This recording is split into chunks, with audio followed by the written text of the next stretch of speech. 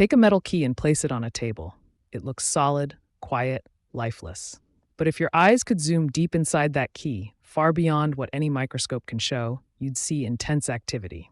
Tiny particles moving, shifting, arranging themselves in very specific patterns. Those patterns are not random, they follow strict rules. And those rules decide whether that key conducts electricity, or explodes, or does nothing at all. That pattern is called electronic configuration. Let's go a little deeper. Inside every atom, electrons don't just float around freely. They occupy specific energy levels, often called shells, like floors in a building.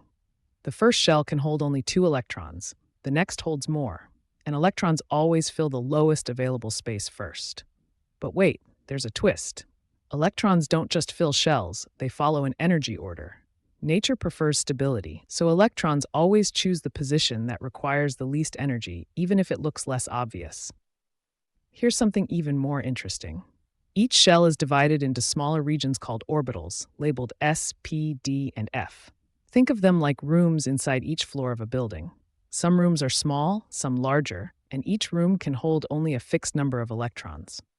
Now imagine a bus with empty seats. People don't immediately pair up. They sit separately first. Electrons behave the same way. They spread out before pairing, creating the most stable arrangement possible. Let's go a little deeper again. This arrangement, the electronic configuration, controls how atoms behave. Why sodium reacts violently with water. Why neon refuses to react at all. Why metals conduct electricity and nonmetals don't. Here's the key idea. Atoms with similar outer electron arrangements behave in similar ways. That's why elements in the same column of the periodic table act alike. Their outer shells are organized the same way. But wait, here's the most important twist. Only the outermost electrons matter when atoms interact. These are called valence electrons. They decide whether an atom will bond, react, stay stable, or break apart. Carbon's versatility, oxygen's reactivity, neon's silence all come from valence electrons. Before we close, zoom back out for a moment.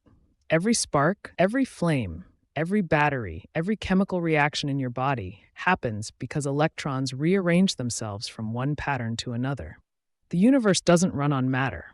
It runs on electron arrangements. So the next question becomes unavoidable. If electrons are arranged this way, how do atoms actually connect with each other? Why do they share, steal, or give away electrons? That's exactly where we go next. When electronic configuration turns into chemical bonding and chemistry finally clicks.